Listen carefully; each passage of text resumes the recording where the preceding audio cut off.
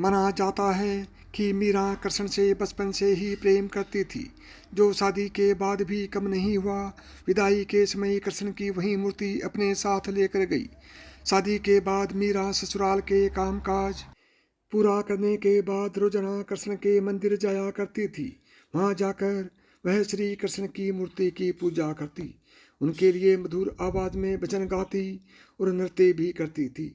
मीरा का यह कृष्ण के लिए प्रेम उनकी ससुराल वालों को बिल्कुल पसंद नहीं था। उनकी सास ने उन्हें दुर्गा माँ की आराधना करने पर जोर दिया, क्योंकि उनके ससुराल वाले दुर्गा देवी में बेहद विश्वास रखते थे। लेकिन ससुराल वालों के श्री कृष्ण की आराधना से रोकने पर मीरा ने साफ कह दिया कि मैं पहले ही अपना जीवन कृष्ण के नाम कर चुकी हूँ। इसके बाद मीरा की ननद उदाबाई ने उन्हें बदनाम करने की कोशिश की। उदाबाई ने अपने भाई राणा से कहा कि मीरा का किसी के साथ प्रेम संबंध है और उसने मीरा को उस व्यक्ति के साथ देखा है। ये सुनकर राणा बेहद क्रोधित हुए और आधी रात बहन उदाबाई के साथ मंदिर जा पहुँचे। मंदिर पहुंचकर उन्होंने मीरा को कृष्ण की मूर्ति के साथ अकेले ही बातें करते हुए देखा।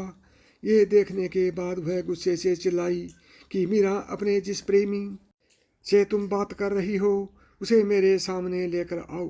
इसके जवाब में मीरा कृष्ण की मूर्ति की ओर इशारा कर कहती है कि ये मेरे स्वामी हैं, इनसे मेरा विवाह हो गया है। ये सुनने के बाद राणा का दिल टूट जाता है, लेकिन फिर भी वह पूरी श्रद्धा से अपना पति धर्म निभाते हैं और आखिरी सांस तक मीरा का साथ देते हैं। मीरा का देवर विक्रमादित्य चित्तौड़गढ़ के नए राजा के रूप में चुना गया था। उसने कृष्ण के प्रति मीरा की भक्ति और लोगों के साथ मीरा का मेल जोल पसंद नहीं था।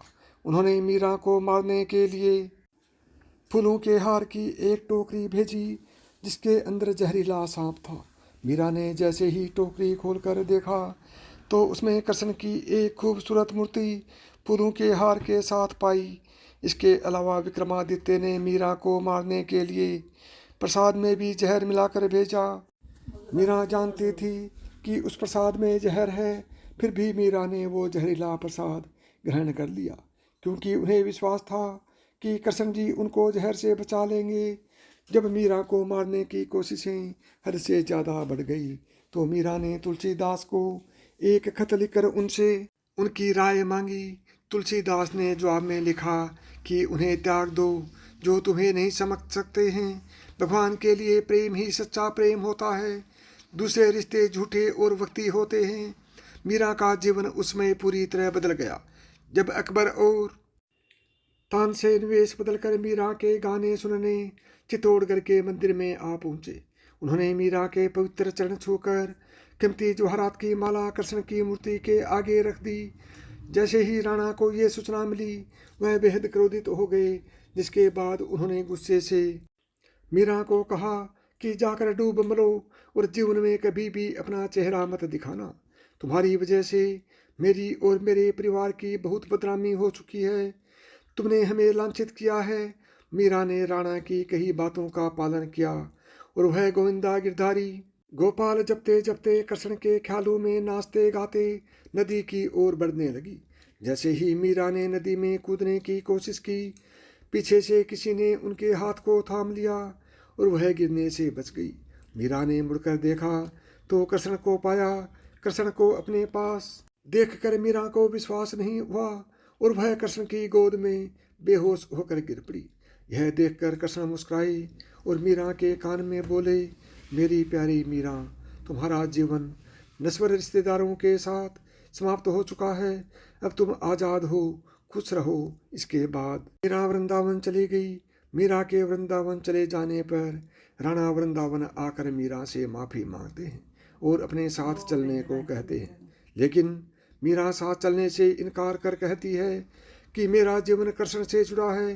पहली बार राणा कृष्ण के प्रति मीरा के प्रेम की भावना को समझते हैं और वृंदावन से लौट जाते हैं। लेकिन कुछ समय बाद मीरा भी मेवाड़ लौट जाती है और अपने पति राणा से विनती करती है कि वह उन्हें कृष्ण के मंदिर में रहने की अनुमति दे। माना जाता है कि जन्माष्टमी के पर्व पर द्वारका में कृष्ण मंदिर में मीरा कृष्ण से कहती है कि ओ गिरधारी, क्या आप मुझे बुला रहे हैं? मैं आ रही हूँ। मीरा को यह कहते सुन राणा और वहाँ मौजूद सभी लोग हैरान रह जाते हैं। माना जाता है कि कृष्ण को पुकारते ही मीरा में एक तरह का प्रकाश उत्पन्न हुआ और मंदिर के कपाट खुद से बंद हो गए। जब कपाट खुलते हैं तो मीरा की साड़ी कृष्ण भगवान की मूर्ति पर लिपटी हुई होती है, लेकिन मंदिर में मीरा नहीं होती।